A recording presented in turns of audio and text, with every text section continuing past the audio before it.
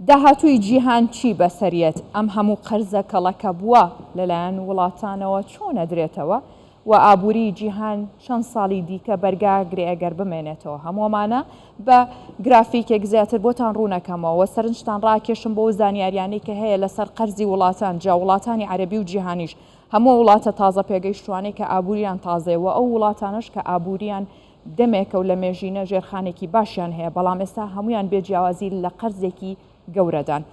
باسیەوە بکەین داهاتووی جیهان لە بەردەم کەڵەکەبوونی قەرزی وڵاتانە چۆنە کێنە وڵاتانە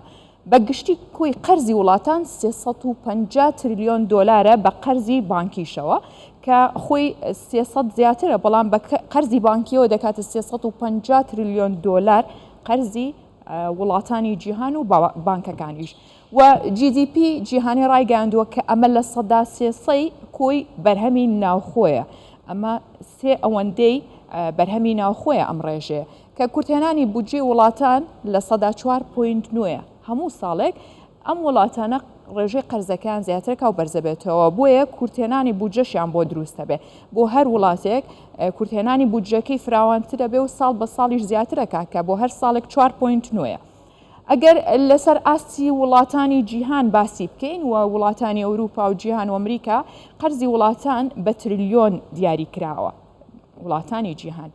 زۆرترین قەرزار ئەمریکایە کە ڕێژەکەی دەگاتە 31.8 تریلیۆن دۆلار ئەمە ڕێژەیەکی زۆر بەرزە و بەرزترین ڕێژەی قەرزە بەراورد بە وڵاتانی دیکە لە دوای ئەو وڵاتی چین دێت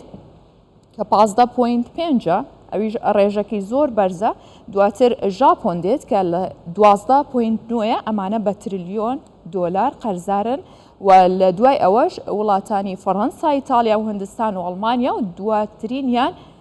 بەریتانیا کە 3 تریلیۆن دۆلار قەرزارە ئەمە بە گشتی وڵاتانی ئەوروپا و ئەمریکا بوون و دواتر باسی وڵاتانی عەرەبیتان بۆ بکەم ئەوان چەندێک قەرزارن و پێشەنگی هەمویان وڵاتی میسرە کە ڕێژەکەی 409 ملیارد دۆلارە وڵاتانی عەرەبی لە ئاستی ملیاردایە کە قەرزەکانیان کەمترە بەراورد بە وڵاتانی ئەمریکا و ئەوروپا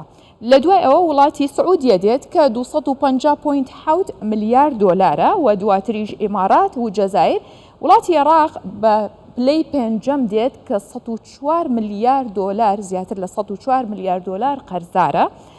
ئەمەش ئایا بەچی ئەدرێتەوە چۆن دوای ئەو کورتێنانی بودجێ یاخود زیاتر هەموو ئەمانش دوای ئەوە لوبنان و سوودان بەحرین و ئەمان بە لە کۆتایی پلەکاندایە کە 48 ملیارد دۆلار یاخود 48.5 ملیارد دۆلار قەرزارە بەگشتی ئەمە باسکردنی قەرزەکانی وڵاتان بوو ئەگەر بینە سەر بەرهەمی یاخود بڵێن کۆی بەرهەمی ناوخۆ کۆی قەرزەکە بۆ بەرهەمی ناوخۆ بەم شێوەیە دیاری کراوە ئەگەر بەراوردی بکەین بە کۆی بەرهەمی ناوخۆ ژاپۆن لە هەمویان زیاترە کە کاتە سەدا 236.4 ینی بۆ ئەگەر ورتر باسی بکەین قەرز لای تاکێکی 2 هێندەونی و زیاترە بۆ هەر تاکێکی لەبەرەوەی ئەمە کۆی بەرهەمی ناوخۆیە نەکە لە ئاستی قەرزەکە دواتر ڤەنزوێلا دێت کە لە سەدا 232.79 و دواتر سوودان و ئێریتریا یۆنان و لوبنانیش لەگەڵ ئیتالیا یەکێک لەوانە لوبنانە کە لە وڵاتانی عەرەبیدایە کۆی قەرزی بەرهەمی ناوخۆی سەدا 171.11 ئەمە ڕێژەکەی بەم جۆرە بوو کە باسم کرد لە وڵاتانی جیهان و وڵاتانی عەرەبیش بەرزبوونەوەی قەرزی وڵاتان لە 50 ساڵی ڕابردوودا چۆن بووە سەرەتا باسیەوە بکەم لە ساڵی 1970 بەم شێوەیە بووە 100 بۆ 100 بووە واتە ئەگەر 100 دۆلار هەبوو بێت لە بەرامبەردا دەبوو 100 دۆلاریش بە قەرز بدرێتەوە واتە 100 لە 100 بووە بەڵام ئەم ڕێژەیە نەک دابەزیوە بەپێی ساڵەکان زۆر زیاتر بووە و تا ئەبینن لەسەر هێڵەکە گەیشتوتە ئاستێکی پێوانەی زۆر بەرزتر ساڵی 1970 بەرز بۆتەوە بەو پێی کە ئاماژەشم پێ کرد ساڵانە کورتێنانی بودجە بەردەوامە و قەرزکردنی وڵاتانیش بەردەوامە اینجا بینە سەر ئەو قەیرانانەی کە ساڵ بە ساڵ دروست بووە لە دوایین قەیرانیان کۆڤید-19 بوو کە پێشەوە ئەمە باسی بکەین قەیرانی دارایی هەبوو لە 2009 هەموو جیهانی گرتەوە بەڵام گەورەترین قەرز کە کاریگەری زۆری یاخ بڵێن ببورن دۆخی قەیران خراپی بەسەر گیانداهێنا کۆرۆنا بوو کە ئەویش ئاستی قەرزی وڵاتانی گەیاندە لە سەدا 256 و ئێستش کە ساڵی 2022 لە سەدا 350 بە